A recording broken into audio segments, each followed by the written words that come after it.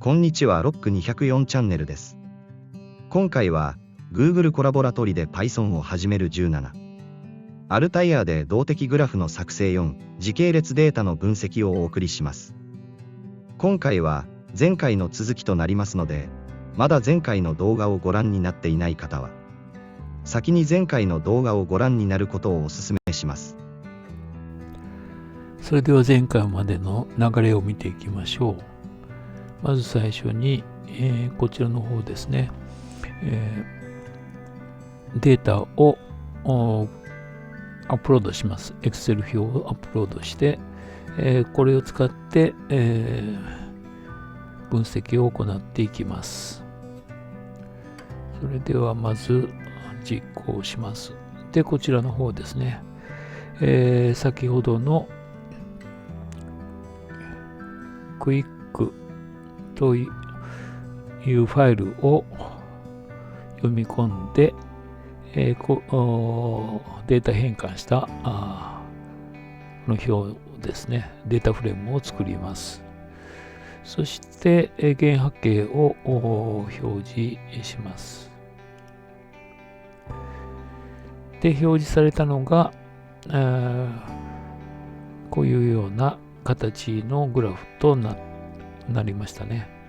で、こちらの方でデータをこういう形で見ることができます。そして、次に2系列のデータ表示、ここまでやりましたね。で、これで実行すると、こういうような2系列のデータを表示することができました。今回はこちらの方のデータを使ってですね、データの整流と、区間の領域の平均値などを求めてみたいと思います。前のスライドで説明したところまで行った後の処理を説明していきます。最初に EMG1 を整流して表示するプログラムについて解説します。このスライドはコードの前半部分を示しています。整流処理は波形のマイナス部分をプラス部分に反転して、すべてのデータをプラス方向のデータとする処理のことです。したがって、測定値の絶対値を求めれば整流処理となります。最初に3行でデータフレーム、EMG アンダーラインデータを整流に代入します。そして4行で整流の EMG1 列の絶対値を計算して、整流の EMG1 列に代入します。5行目以降は、換された整流の値を折れ線グラフで表示していきます。9行で X 軸に SEC 列をセットし、11行で0秒から秒 SEC の最大値までを表示範囲とします。こちらがプログラムの後半部分となります。18行から21行にかけて、マウスの位置のデータに合わせた時に表示する値をツールトで設定しています。表示する値は SEC と EMG1 の値となります。22行の終わりにインターアクティブを付加して動的表示を可能としています。こちらが整流処理された波形を表示したグラフとなります。グラフにマウスオーバーすると、このスライドのように SEC と EMG1 の値が表示されるようになっています。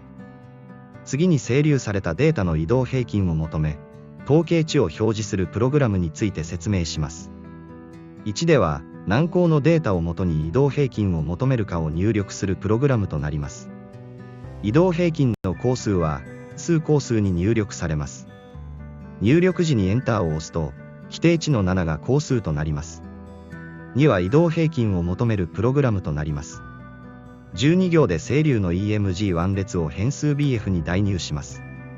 そして13行で移動平均を求めます。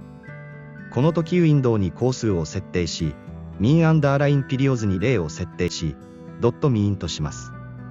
ミンアンダーラインピリオズは、計算に必要な最小データ数を指定するための属性です。これによって1で設定した項数に基づき移動平均を計算し、変数ムーブアンダーライン AV に結果を取得します。16行ではデータフレーム整流にムーバイングアンダーラインウェーブ列を追加しムーブアンダーライン AV を代入しています。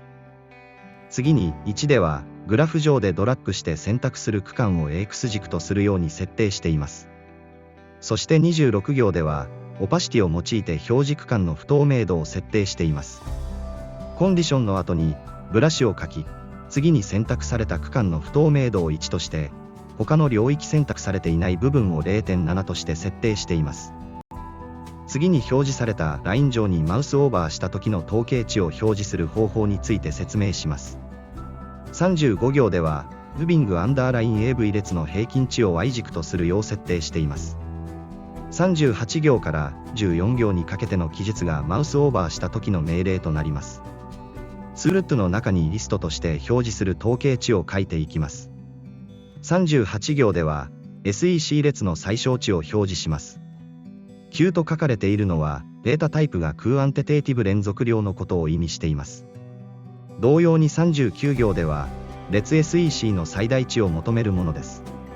以下、移動平均ムービングアンダーラインウェーブの平均、標準偏差、最大値、最小値を表示するように設定しています。また3に示すのは、ドラッグして選択した区間をフィルターするための記述です。それでは実行結果を見ていきましょう。それでは整理したデータを元に、次に移動平均を求める、プログラムを実行してみます。こちらの方で移動平均コースを23に設定してやると、こういうようなグラフとなります。で、これを今全体の平均値がここに表示されています。で、この平均値を見るにはこれを合わせると、こういうような形でデータを見ることができます。で、区間を設定する場合ですね、こういうふうに左ドラッグをするとですね、この区間の平均値を求めることができます。